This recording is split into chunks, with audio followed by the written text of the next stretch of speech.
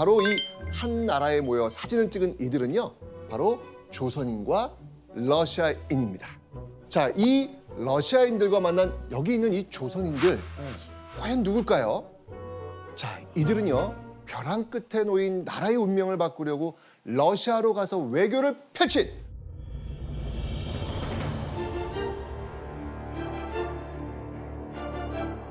조선의 외교 어벤져스 조선 사절단입니다. 자, 이 사진도요, 바로 이 러시아 모스크바에서 찍은 사진입니다. 대체 이들은 어떤 이유로 머나먼 러시아까지 외교를 하러 간 걸까요? 자, 오늘 우리는요, 벼랑 끝 조선, 그들은 왜 러시아로 향했나? 라는 주제로 위태로운 조선말, 치열하고 간절했던 조선 사절단의 숨겨진 이야기를 벗겨볼까 합니다.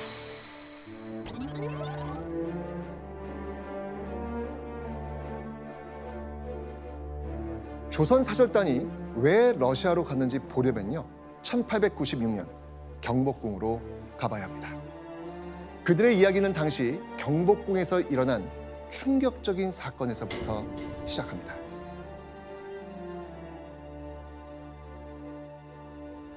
때는 2월 11일, 캄캄한 어둠이 내려앉은 새벽녘이었죠. 이 두 대의 가마가 조용히 경복궁을 벗어나려고 움직이는 그 순간, 이 가마를 예의주시한 사람들이 있었습니다. 그들이 누구냐? 바로 경비병들입니다. 당시 경복궁은요, 일본 교관에 의해 이 훈련받은 경비병이 장악하고 있었습니다. 이 가마꾼도, 그 가마 안의 사람도 엄청나게 지금 긴장하고 있는 순간이에요. 경비병들은요, 가마를 이렇게 힐끗 보더니 그냥 통과시킵니다. 사실 이 두 가마는요, 궁녀들이 타는 가마라서 경비병들이 의심 없이 궁궐 밖으로 통과시켜준 겁니다. 그렇게 이 경비병 시선에서 가마가 멀어질 무렵, 가마꾼은요, 갑자기 전속력으로 달리기 시작합니다. 온 힘을 다해 가마를 들고 뛰기 시작한 거죠. 자, 그렇게 빠르게 달리던 가마는요, 아침 7시 반쯤 한 곳에 멈춰섭니다. 그곳은 바로 여기입니다.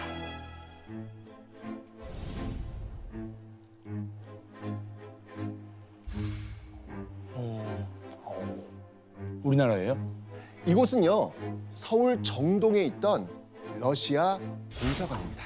공사관? 네, 대사 업무, 대사관, 아, 네네. 대사관 외교 업무 같은. 보는 곳. 네, 맞습니다. 아, 이 공사관 앞에 가마가 도착했다는 소식을 듣고 이 러시아 공사가 황급히 나옵니다. 그때 가마에서 쓰개치마를 쓴 한 사람이 내립니다. 그 얼굴을 러시아 공사가 보자마자 너무 놀랍니다. 왜냐? 그 사람은 사실 이런 복장으로 이곳에 올 리가 없는 사람이었기 때문이죠. 이 사람은 바로 경복궁의 주인, 조선의 26대 왕 고종이었습니다.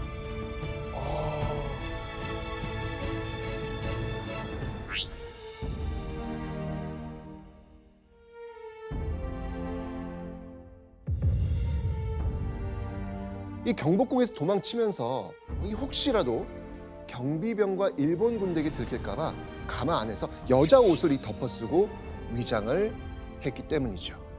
조선의 임금 고종이 새벽에 경복궁을 몰래 빠져나와서 외국 공사관으로 간 이 사건, 바로 아관 파천. 자, 일단 이 파천이란 말은요, 왕이 도성을 떠나서 다른 곳으로 피해간다라는 말입니다. 자, 그런데 러시아 공사관으로 갔다 그랬잖아요. 네. 근데 왜 아관이라고 썼을까요? 아관 파천은요, 1896년 왕이 경복궁에 있던 경비병을 피해 러시아 공사관으로 옮겨간 사건, 이걸 바로 아관 파천이라고 하는 겁니다. 자, 그럼 이제 여기서 이제 궁금증이 생깁니다. 고종이 탈출했던 경복궁에 대체 무슨 일이 있었던 것일까요?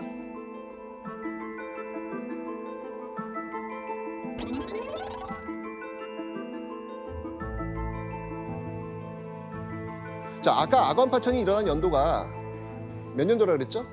1896년. 맞습니다. 1896년. 바로 그 2년 전, 그러니까 몇 년도? 1894년. 자, 이 1894년 조선에서 일어난 전쟁이 하나 있었습니다. 2년 전 벌어진 전쟁. 자, 한번 보겠습니다. 바로 청일전쟁.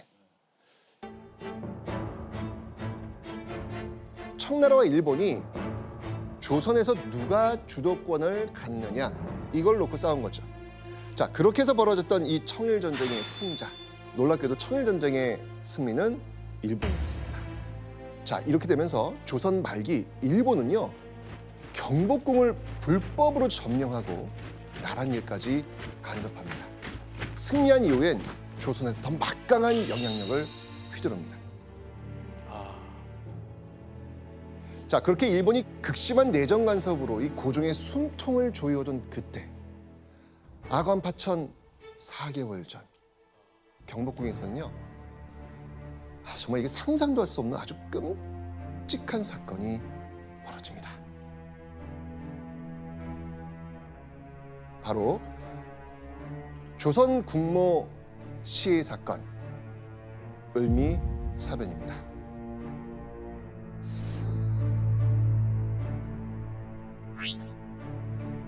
이 조선의 궁궐에서 바로 이 조선의 국모를 처참하게 살해하는 충격적인 만행을 저지릅니다. 그럼 일본은 왜 이 말도 안 되는, 해서는 안 되는, 상상도 할 수 없는 이런 일, 명성황후를 살해한 것일까요? 자, 이 고종과 명성황후가 바로 이 나라와 친하게 지내려고 했기 때문입니다. 일본의 이 심한 압력이 계속되고 있는 상황에서 이 고종과 명성황후는요, 일본을 견제할 방법을 고민하게 됩니다. 그때 그래, 한번 좀 손을 좀 잡아볼 수 있겠다라고 생각한 나라가 바로 러시아였던 겁니다. 조선은요, 이 고종과 명성황후 주도 아래 이 러시아에 은밀히 도움을 요청했고요, 가깝게 지내려고 노력을 많이 했습니다. 바로 그 사실을 눈치챈 일본. 끊어야 되겠다. 네, 그래서 이 명성황후를 죽이는 만행을 저질렀던 겁니다.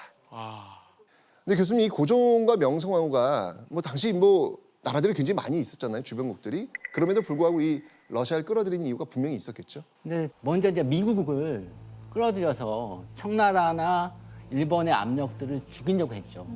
근데 미국은 돈이 필요해요. 경제적 이권만 관심이 있었지, 외교에는 그렇게 관심이 많지가 않았어요.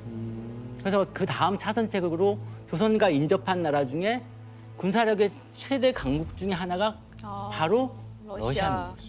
청일전쟁 이후에 일본이 요동반도를 가져갑니다. 그런데 러시아가 못 가게 방해를 해서 결국은 일본이 요동반도를 다시 중국한테 넘겨주는 거죠. 러시아는 조선이 독립국으로 있는 게 굉장히 중요합니다. 왜냐하면 외교사 용어로 하면 완충지대 역할인데, 만약에 조선이 사라지고 러시아와 일본이 국경을 이렇게 맞대면 막대한 군사비가 들어가요. 맞아요. 러시아는 조선이 완충지대의 역할을 해주기를 바랬던 거죠. 있어야 하네요, 딱. 그렇죠. 그 일본이 러시아 앞에서 깨갱 한 깨갱 거예요. 하니까. 이걸 보면 러시아야. 이렇게 하면서 명성황후와 고종이 연결을 하려고 했는데 일본이 이건 아니지 하고 말도 안 되는 사건을 저지른 거예요. 말이 안 되죠. 이건 말이 안 되는 말이 사건이 안 지금 되는 벌어진 거예요, 지금. 네. 자, 이렇게 명성황후가 죽은 뒤, 살해당한 뒤 고종의 심정은 어땠을 것 같아요? 무섭죠. 일본은요, 을미사변 이후 이 고종을 경복궁에 가둡니다. 그리고 이 궁궐의 출입을 통제하고요, 24시간 철저한 감시를 합니다. 실제 고종은요, 매일매일 이 죽음의 공포에 떨면서 잠도 못 자고 밥도 못 먹으면서 하루하루 보냈다고 합니다. 왜? 자는 사이 누가 나 찔러 죽이지 않을까? 그러니까 이런 공포에 시달렸던 거예요.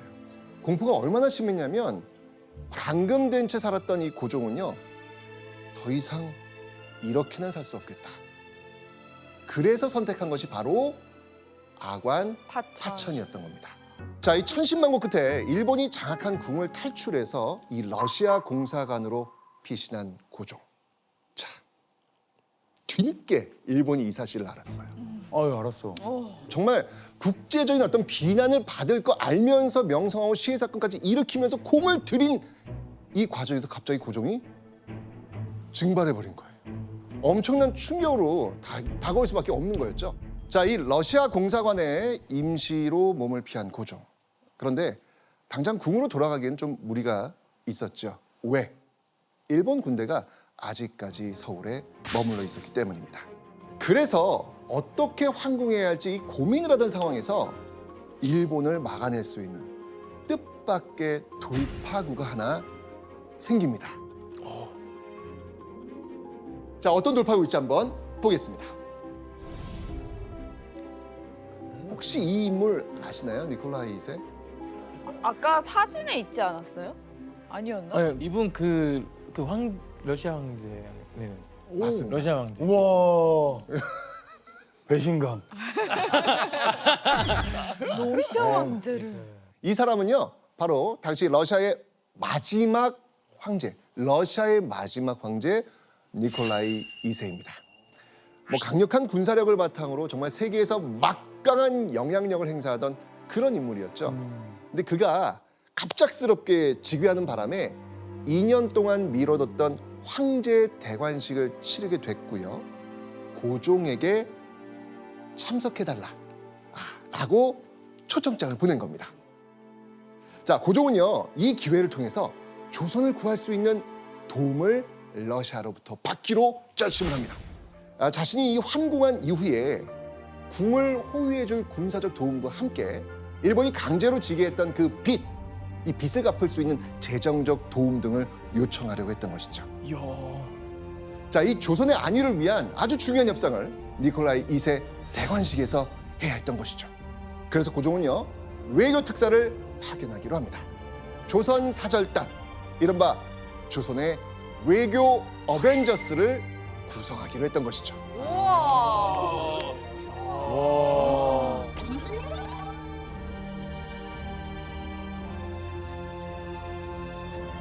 자, 이때 고종이 선택한 조선 사절단의 수장, 과연 누굴까요? 이 사람입니다. 민영환.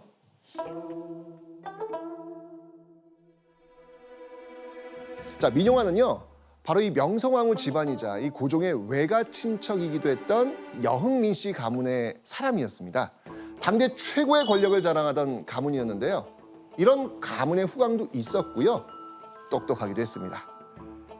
17살 때 과거에 급제합니다. 우리 이제 과거 알잖아요. 맞죠. 쉽지 않은 거를 17살에. 그러니까. 고1 때. 아, 그렇죠. 자, 그리고 이 조정에 진출한 이후에는요, 고속 승진을 하게 됩니다. 대표적으로 2차례나 이 국방부 장관격인 병조 판서를 지냈고요, 법무부 장관격인 형조 판서를 거칠 정도로 정말 능력 있고 신망받는 그런 신하였습니다. 또 이 민영환이요, 국제 정세에 굉장히 밝았나 봐요. 그 근거가 있습니다. 이 외국인이 드나드는 클럽에 자주 나갑니다.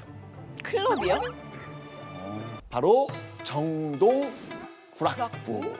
민영환이 활동한 곳은요, 정동 구락부라는 곳이었습니다. 서울 정동에 조직된 클럽, 미국인들을 중심으로 한 사교 친목단체였습니다. 자, 민영환이 정동 구락부에서 외국인들하고 교류하면서 정말 발빠르게 세계 뉴스도 듣고 정보도 교환하고 이러면서 국제 정세에 굉장히 밝아질 수밖에 없는 그 상황을 만들어낸 겁니다. 그래서 이 고종과 명성황후가 정말 최측근으로 두고 굉장히 아꼈던 것입니다. 고종은요, 당시 자신이 최고로 신임하던 인물 이 민영환에게 조선 사절단을 이끌 특명 전권공사의 임무를 맡깁니다. 자, 이 특명 전권공사라고 하는 건요, 고종이 외교에 대해 정말 전권을 부여하는 거예요. 엄청난 그 그렇죠. 믿음과 힘이네요. 그렇죠. 너의 말이 곧 나의 말이다 라고 모든 걸 다 부여하고 조선의 운명을 이 인물에게 맡긴 겁니다. 자, 그러면 조선의 대표로 러시아에 간 사절단의 모습 한번 보시겠습니다. 아까 봤던 사진입니다. 낯익은 사진 맞죠? 네. 가운데. 민영환 선생님 보이네요. 공식 사절단은요 총 4명으로 구성됐는데 한 명 한 명 한번 살펴보도록 하겠습니다. 아, 네네네. 자, 먼저 중앙에 앉은 사람이 바로 왕실을 대표하는 민영환 특명 정권공사입니다. 그 왼쪽 바로 이 수행원 윤초입니다. 관료를 대표하는 인물이었고요. 당시 귀했던 미국 유학파, 그러니까 뭘 할 수 있다? 영어. 영어 통역을 담당했습니다. 그 당시에 있었어. 자, 그 옆에 있는 김등년은요 중인 신분인데요. 이 사절단의 여정을 기록하는 역할로 동행하게 됩니다. 이미 책을 잡고 있는 거 보니까 그렇죠. 남다르네. 우리가 뭘 하고 다 기록을 해야 되니까. 네. 그리고 이제 윗줄로 가면요. 혼자 양복을 입고 있는 조선이 제일 지금 멋있는 보일 것 겁니다. 같아. 네. 김도일. 네, 김도일 지금 보이죠, 지금? 네. 이 사람은요. 러시아 국적으로 러시아에서 공부했습니다. 그러니까 뭘 할 수 있다? 러시아어. 러시아. 자, 이 윗줄 오른쪽에 잘 보시면 앳돼 보이는 사람 한 명은요. 바로 이 민영환 공사가 개인적으로 데려간 심부름할 소년이었습니다. 예, 정말 나라의 운명을 맡길 수 있는 정말 외교 어벤져스를 지금 만든 겁니다. 진짜 진짜 어벤져스네. 신기하다. 자, 이 조선의 운명을 품에하는 민영환과 조선 사절단. 그때 민영환은요. 고종이 러시아 황제에게 전달하려며 맡긴 문서를 가지고 있었습니다. 고종의 절박한 심정이 담겨 있는 문서였겠죠.